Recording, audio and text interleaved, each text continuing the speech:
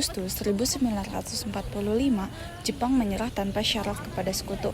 Berita tentang kekalahan ini tersebut sangat dirahasiakan oleh Jepang. Tetapi, tokoh golongan muda yaitu Sultan Syahrir mendengar berita tersebut melalui siaran radio. Received this afternoon a message from the Japanese government in reply to the message forwarded to that government by the Secretary of State on August 11th. I deem this reply a full acceptance of the Potsdam Declaration, which specifies the unconditional surrender of Japan. In the reply, there is no qualification. Arrangements are now being made for the formal signing of the surrender terms at the earliest possible moment.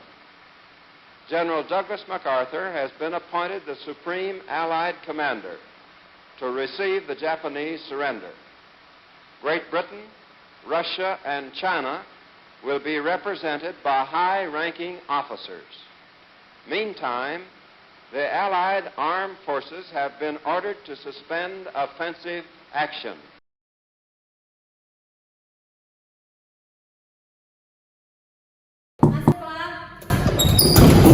Saya dengar. Duduklah.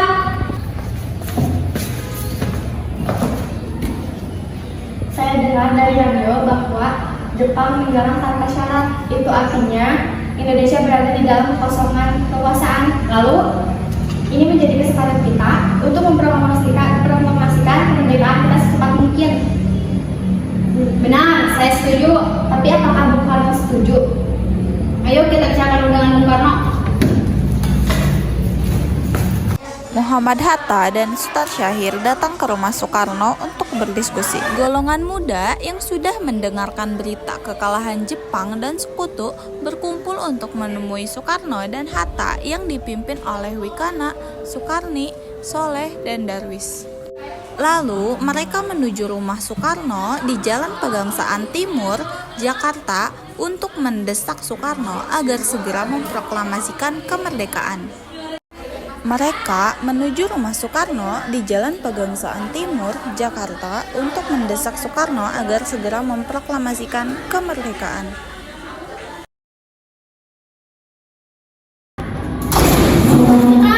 Sekarang malam ini juga kita harus berebut kekuasaan.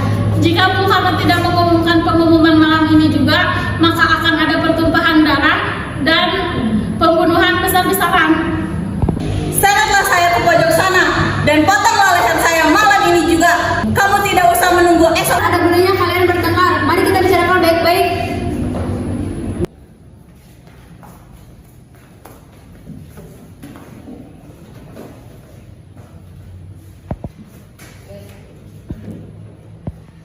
Jepang adalah masa silam. Saat ini kita harus menghadapi Belanda yang berusaha menjadi tuan di negeri kita. Jika saudara tidak setuju dengan apa yang saya katakan dan melihat sudah siap dan sanggup untuk memproklamasikan kemerdekaan, mengapa saudara tidak memproklamasikan kemerdekaan itu sendiri?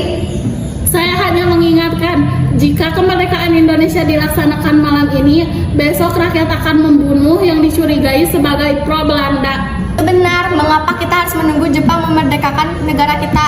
Apa bukan kita yang menyatakan kemerdekaan sendiri?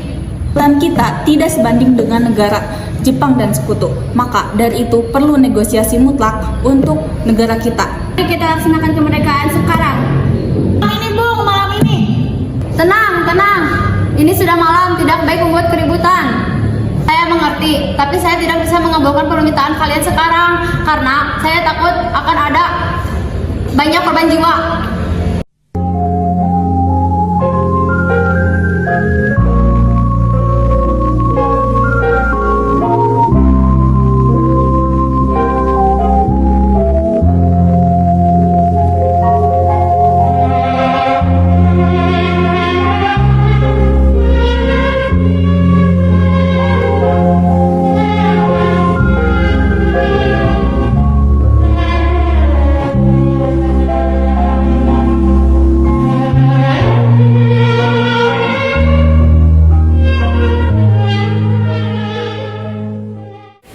Dengan berat hati mendengar keputusan Soekarno, para golongan muda meninggalkan kediaman Soekarno.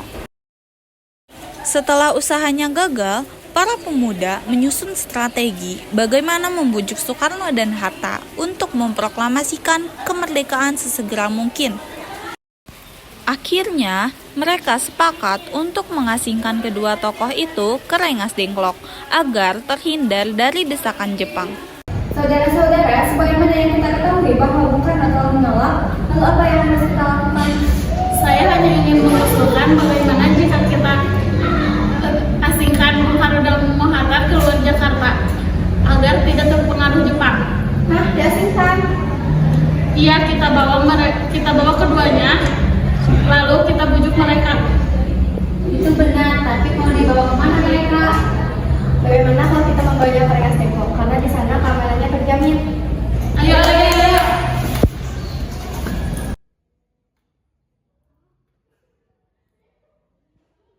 Pada 16 Agustus tahun 1945, golongan muda menemui Soekarno dan Hatta untuk dibawa ke Rengas Dengklok.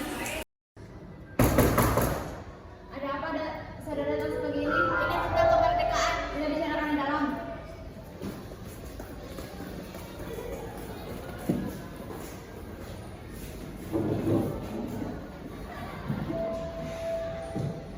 Kedatangan kami di sini untuk membawa Bung Karno dan Hatta ke tempat pengasuhan. Kami sengaja membawa kalian ke sini agar terhindar dari demo rakyat dan Jepang. Bung Karno dan Hatta saling menoleh dan mengangguk setuju.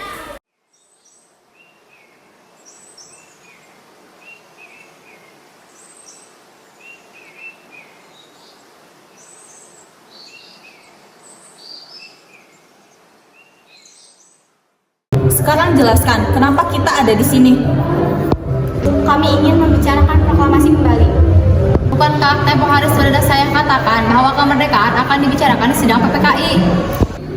Memang benar adanya, tetapi kami semua berpendapat mengapa menunggu dimerdekakan oleh Jepang.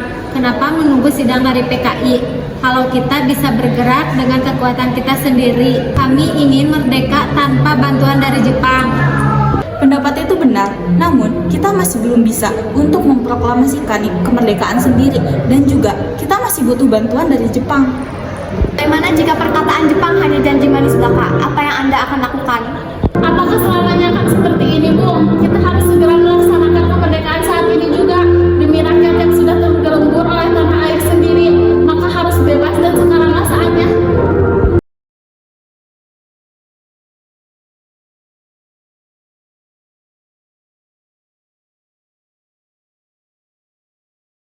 Tenang semuanya, mari kita diskusi dengan kepala dingin.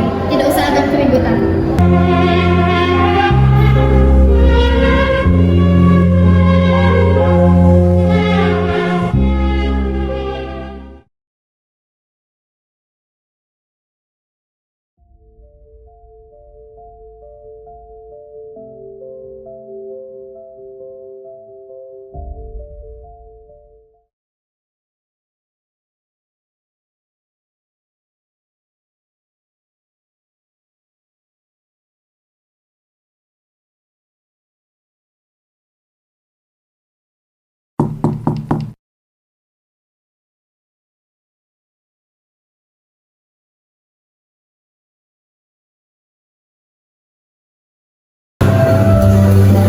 Selamat malam Laksamana. Malam Bu Medaka. Maaf mengganggu waktunya malam-malam. Kami ke sini ingin merumuskan proklamasi di rumah Anda. Apakah boleh? Baik Bu, kalau begitu masuklah. Saya turut gembira mendengarnya. Silakan gunakan ruangan ini. Jangan beristirahat. Baiklah, terima kasih.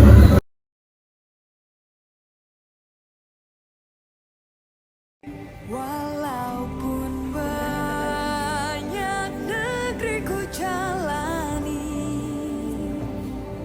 yang masyhur permai di kata orang, tetapi kampung dan rumahku di sanalah ku rasa senang